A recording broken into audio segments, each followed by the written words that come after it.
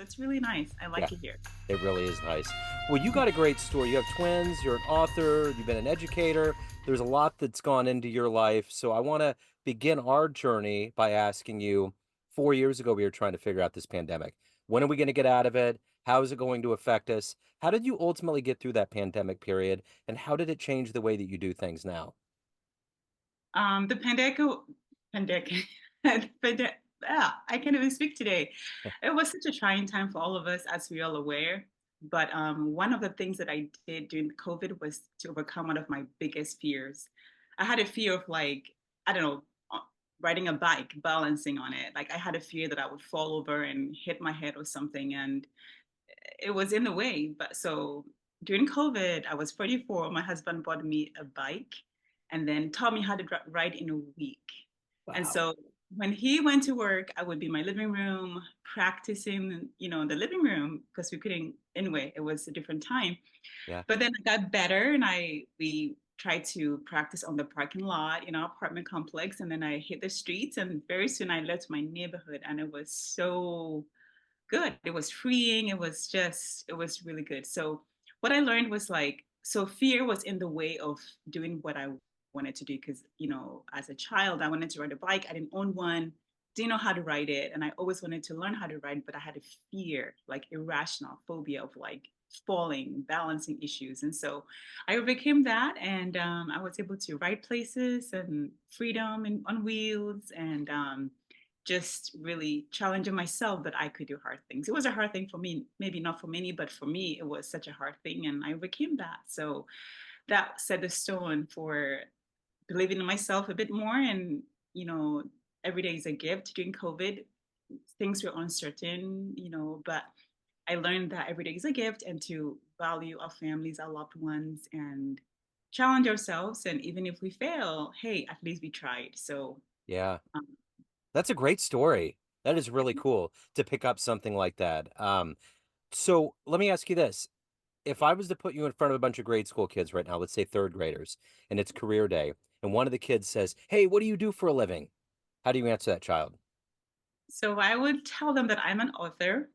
I organize my thoughts on paper, and then I'm a nonfiction writer. So I do like real life stories that have given hope, inspired me, and hopefully my goal is to inspire and bring joy to others. And so I organize those thoughts on paper, and then I let family and friends and professional editor read it, and then I publish it. I send it out to the world, and I connect with people through my stories and their stories, and then it's joy all around. And sometimes heartache, but we learn from them. And Yeah. so yeah, so pretty much I write, organize my thoughts, write them, put it out there, and share with friends, family, acquaintances, loved ones, and pretty much everyone who loves to read and write. So So that's how. what did you want to be in the third grade? What was your dream to grow up and become? I don't know for sure if I had a goal, if I had a thing to become on the third grade. I'm not Sure. sure if it was third grade, but when I was a kid, I wanted to be a child psychologist Okay. and then get into the minds of children and support them, see what makes them do certain things and understand myself even more, my childhood, even though it was gone. But and also to be a pediatrician. I didn't achieve any of those, but today when I take my children to their pediatrician, and it's like I see this woman live in my dreams, which is she's giving love and medical care to children and supporting them, their growth and everything. So it gives me joy, even though I could not become that. I became Yeah. a teacher, so I still I gave love and support to children, but not medically. Yeah, And so right. when I see like my pediatrician, I so admire her for the work that she does and for her support for children. And so I live my dream through her, through seeing her. I just There you admire go. her. Yes. So take me back to where you were born and raised and how this evolution into being an author. You were in education, now you're an author. How did all of these traits become who you are? Like, what were the seeds that were planted?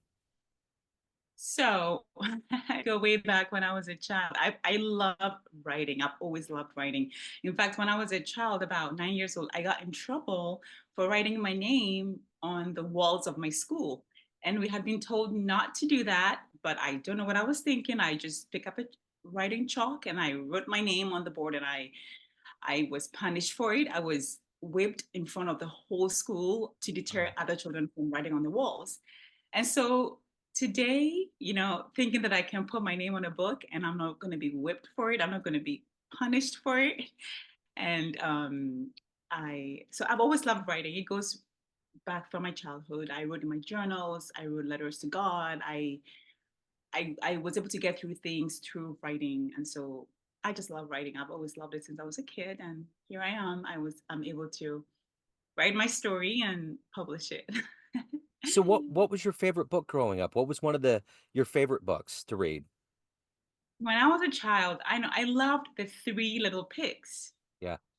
Because in my classroom, it was a big deal. I grew up in Ghana, West Africa, and I went to an international school, and reading aloud was such a big deal. And I had a library in my home. Like my dad was into reading, he had all kinds of books. And I don't know, there was this one kid in my classroom who was a great reader. And when he read, like you would like feel almost like he was in the story and making it happen, and you open your imagination and everything. And so when he read, I paid attention, and it made me like love reading and just like really get into reading. And so, did that answer your Yeah, question? 100% it did. And I'm curious, what's your latest talk to me about your latest book? So, my latest book is called My Mom's Incredible Voice, a memoir of honoring my parents. So, pretty much, summary of the book, I was raised by a father. And when I was 2 years old, my parents were separated. I didn't know my mom for 30 years plus. Wow. And I always wanted to know my mother. And so I found her, and it's a beautiful ending. And so that's the that's my latest book, My That's Mom's wonderful. Incredible Book. That's great. Yes. So let me ask you this. Who's been a hero for you in your life? Who's been an inspiration? It's gonna be my father. Yeah. My father, he passed away 9 years ago. I miss him so much. He believed in my dreams. Like I could tell my dad that I wanted to be an astronaut, example, and he wouldn't say, "Oh, well, you live in Africa, you can't meet those goals. That's a lofty goal to think about." He would like check in with me what goals I'm doing to prepare to meet that goal, or he would find books or resources, any that he can find to help me think about what goal, what dream, or whatever I've set for myself. And so he believed in anything I told him that I would become, he did support it. And he was a father with a mothering heart. I don't even know if that makes sense. He was a strict disciplinarian, but when it comes to like things, issues that it was out of his scope, he would network with other women who could help me out.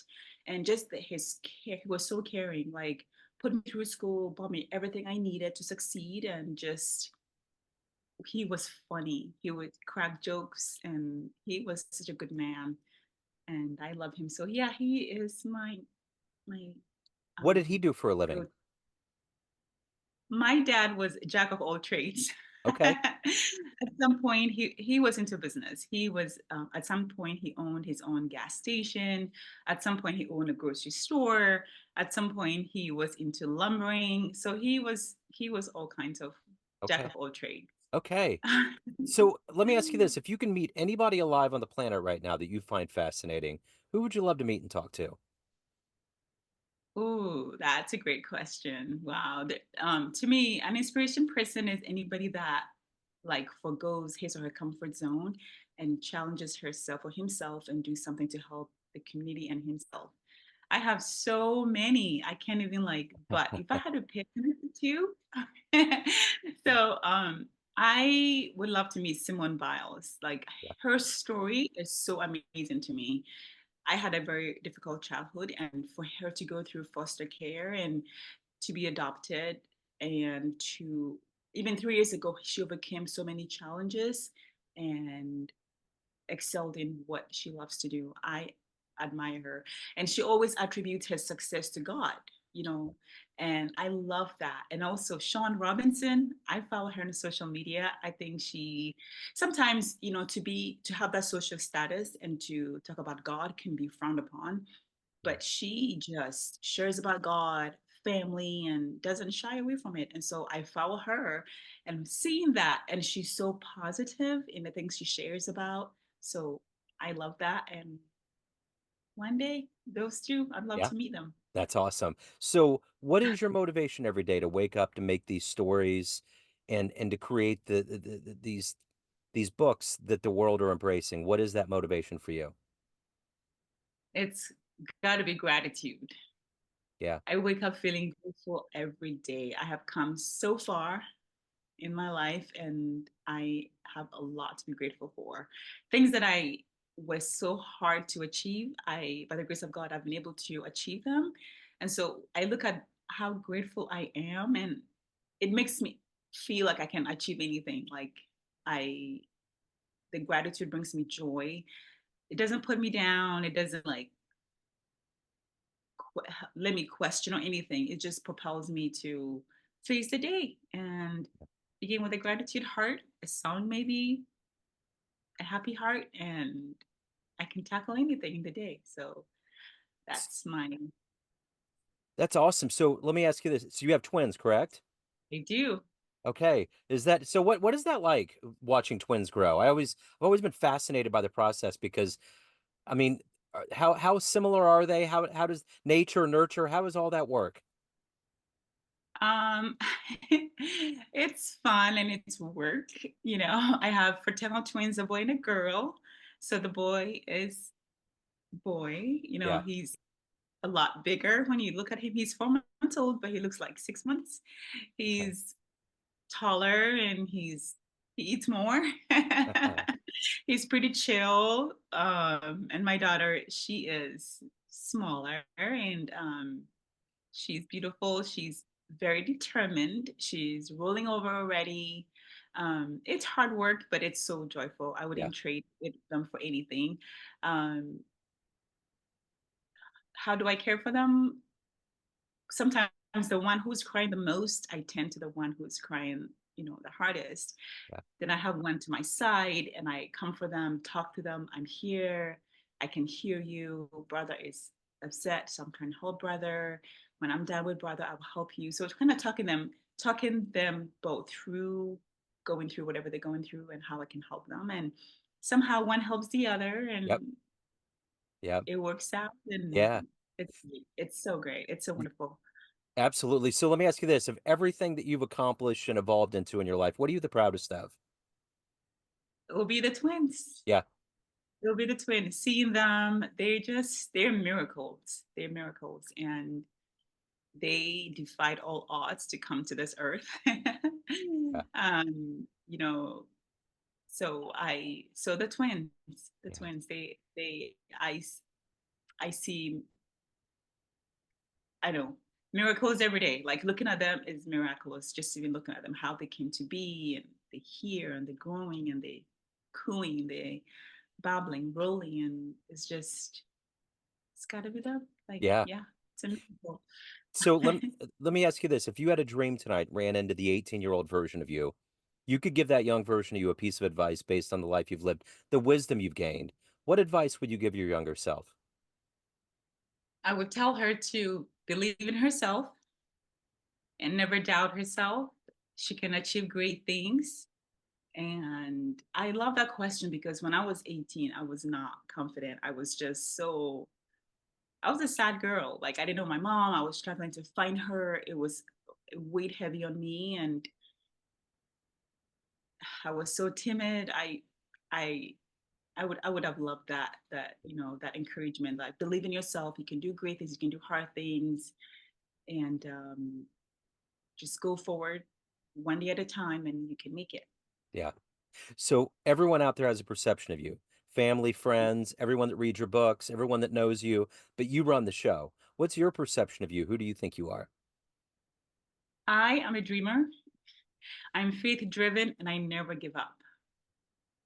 So what's Yes, no, no, there's no, you're bumps good. there are bumps along the road on the journey, whatever journey that each of us may be on, Yeah. fears, doubts, whatever. But with faith in God and drive, we can accomplish anything. I don't give up. Yeah. I don't quit. I S- am so yeah, a dreamer, faith driven, and I never quit. Excellent. Let me ask you this, of from your books, what's been one of the best reviews or one of the best fan letters you've ever gotten? Oh man, I wish I had my reviews in front of me. I've had some really good ones. My Yeah, first book is called Heart to Heart with Abigail. I was a nanny for 12 years and I was in early education for 10 years now. yeah, And my book is about the things children told me and my reflections on them and how they helped me grow as an individual. And so I've had great reviews, and I wish I had them in front of me to read to you. I don't have any, but it warms my heart when the ones I've had. yeah, Um, I've had people say, I'm paraphrasing, like, there's a book that every child care worker should have, yeah, or it's a good giving kids a voice and somebody who is willing to listen to them and find them funny, intelligent, cognitive, and all that. So, man, I wish I had my reviews in front of me. I'll read one to you, but I've had good reviews so far, and yeah. they're good. Well, Yeah. people can go out and actually read the reviews and get your books. Where's the best place for them to go pick up the books and to reach out to you? Any of the good business that people want to know about, where do they go? Okay, so the books are on Amazon, Okay, Heart to Heart with Abba, and then My Mom's Incredible Voice. They can all be found ebook version and paperback on Amazon. okay, And the best way to reach out to me is through my website. It's abigailedominguez.com. So it's Abigail, Abigaile, Dominguez.com. So it's Abigail with an E, Dominguez.com. And I will do my best to respond to the contact I get. excellent. Abigail, this has been wonderful. Thank you so much. What a great story. Keep making the great books and you're just, the smile is good. You're putting a lot of light in the world. So thank you. Thank you so much, Joe. Appreciate it. Yes, great to meet you.